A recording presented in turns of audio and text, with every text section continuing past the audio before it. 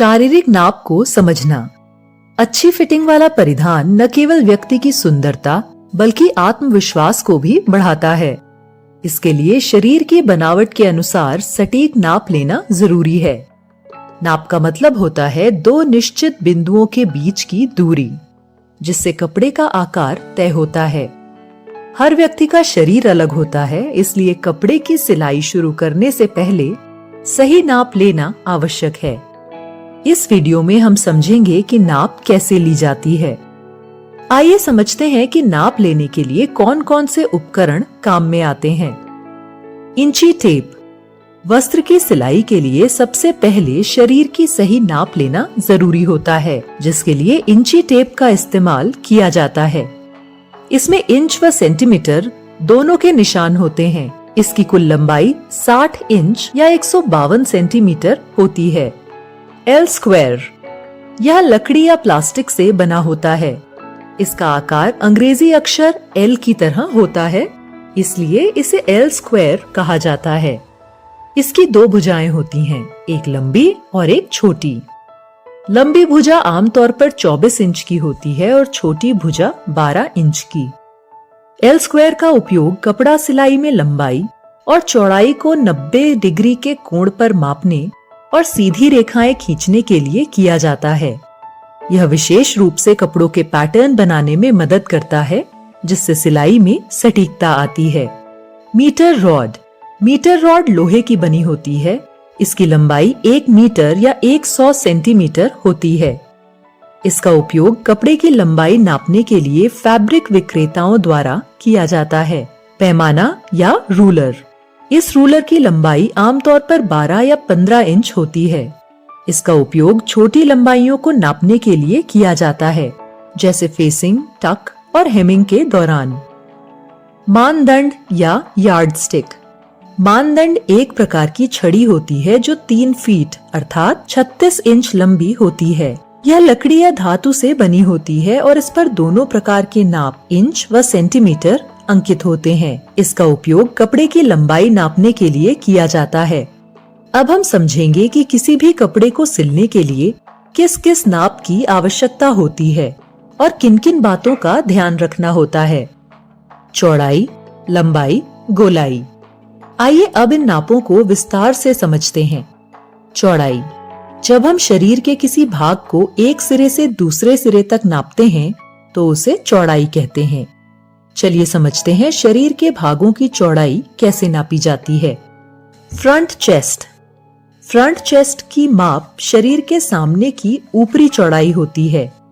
इसे एक arm hole जोड़ से दूसरे आर्म होल जोड़ तक सीधा मीटर टेप रखकर नापा जाता है। नाप लेते समय व्यक्ति को सीधा खड़े होने और बाहों को फैला लेने के लिए कहें। Back chest. बैक चेस्ट की नाप पीठ की चौड़ाई दर्शाने के लिए किया जाता है। नाप लेने के लिए व्यक्ति की पीठ आपकी ओर होनी चाहिए।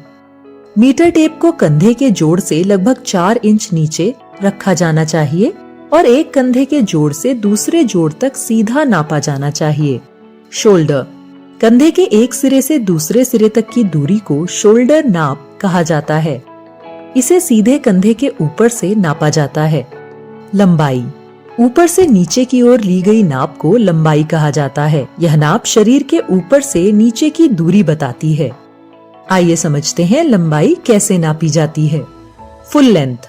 फुल लेंथ की नाप गर्दन और कंधे के जोड़ या शोल्डर सीम से शुरू करनी चाहिए। मीटर टेप को शरीर के पास रखा जाना चाहिए और जरूरत के अनुसार घुटने या एड़ी तक ले जाना चाहिए। इस तरह की नाप से पूरे शरीर की लंबाई सही तरीके से पता लगती है। गर्दन से कमर तक। गर्दन से कमर तक की लंबाई की नाप गर्दन और कंधे के मिलने वाले बिंदु से, जिसे कॉलर बोन कहा जाता है, शुरू होकर सीधे कमर तक जाती है।